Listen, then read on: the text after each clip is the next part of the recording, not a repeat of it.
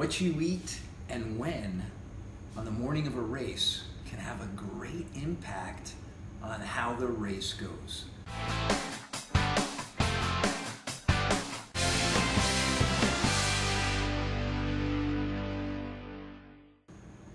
Hey everybody, Coach Al in my kitchen here in Nokomis, Florida. Thank you for joining me. Earlier in the week, I had shared an email about training intensity, and I asked the question, have we made it too complicated? You know, I know many of you are approaching some races this weekend, so I thought I would shoot a video and share a nutrition tip with you. And it has to do with your pre-race meal, when you eat it and what you eat. And I'm going to do a little demonstration today that may gross you out, but hopefully it'll share some things with you that are important and positively impact how your race goes. You know, when we look at racing successfully, feeling good, and going as fast as we can, perhaps the thing we need the most to do that, besides a high level of fitness, is a clean, happy stomach. I can't tell you how many times I've heard over the years of athletes that brought so much fitness to their race, yet they were unable to perform to their best because they had some GI distress, some nausea, and even in some instances they ended up throwing up right on the race course. How does that happen and why, and what can we do to prevent it? Well, the reason that our stomach can get upset is when food, whatever we put in it, whether it's liquid or solid, doesn't go anywhere. The concentration of that solution in your gut becomes too concentrated, things are not absorbed, and digestion doesn't happen in the way that we want it to. And we don't think about these things necessarily when we're a couple of hours into a race, but we really need to. And the way to avoid problems like that is to make sure that we're eating the right foods and at the right time prior to our race. Now, from the very earliest days of my coaching, I have recommended to athletes to eat at least 3 hours before their race. And then once they have a pre-race meal, whatever it may be, and for whatever the distance of the race, once that pre-race meal is in the tank, so to speak, to not eat or consume any calories between that moment in time and the start of the race. And there's very good reasons why I've made those recommendations, and they have to do with exactly what I'm talking to you about today. So I'm going to do a little demonstration and kind of paint a scenario for you, which I think is actually really common, and maybe this will help. So just imagine, well, first of all, let me share a few things that I've got here to help with my demonstration. These are some items that you or almost any average triathlete might consume on the morning of a race. Maybe 1 hour before, maybe 2 hours before, and maybe even 3 hours before. But trust me, there's a big difference between 3 hours and 1 hour, that's for sure, because that's 2 hours less time for digestion to begin and for food to start to move out of your stomach.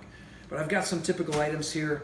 A little bit of black coffee, a small little Clif bar that I've broken into some pieces, a Clif shot, which is a typical thing to consume a few minutes before the race start, a gel of any kind really, doesn't matter, some water, a half a bagel with some peanut butter, and some Gatorade. So what I'm going to do is I'm going to paint a picture of what your stomach might actually look like. So let's start with that Clif bar. I'm going to put that in there. Maybe it's a couple hours before the race. You know, you like a bagel or some toast with a little peanut butter. Put that in there. All of us, I mean, most of us like a little coffee. Maybe you like a little cream with your coffee, I'm not sure. Gatorade or some sports drink. I mean, who doesn't drink a little bit of this before the start of our race? You might be in the habit of sipping on it prior to the start of the race. And then here's our Clif shot. Again, any gel pack but kind of, you know, I guess convey the point. Hello there. You stay down there, okay? I'm doing a little video. And then a little water. This is my kitty cat. Crash. Decided to come over. It's like, what's going on there? What kind of fun am I missing out on? What? I know. All right. So there it is. Let me mix it up a little bit. Shake it up. Swirl it around. So you just had your typical pre-race breakfast. Maybe it's an hour before the race. Hello there. You get down, please. Thank you. That's your stomach, folks. How's it look? So, you know, it's maybe 10 miles in on the bike, 15 miles in on the bike, and you're thinking, I got to get some calories in, so you're into your fueling routine. Maybe 200 to 300 calories per hour. If you're like some of those athletes that like to sip a sports drink between your meal and the start of the race, you're just continuing to add some kind of concentrated sugared water into this solution. So even if you're adding plain water, when you have a solution like this in your stomach, what you've essentially done is increased the osmolality of this solution, made it more concentrated. I've seen many athletes who have continually taken in water during a race, yet at the same time become dehydrated. And you'd say, well, how is that possible? If I'm drinking 25 to 35 ounces an hour of water, how could I become dehydrated? And the answer to that is if you put water into your stomach when this solution is sitting there, it's liable that none of it is going to be absorbed. It's not going anywhere. It's just going to continue to back up. And what you're going to have is a very unhappy stomach where at some point in time you're either going to have to get rid of what's there or suffer the consequences, which is nausea.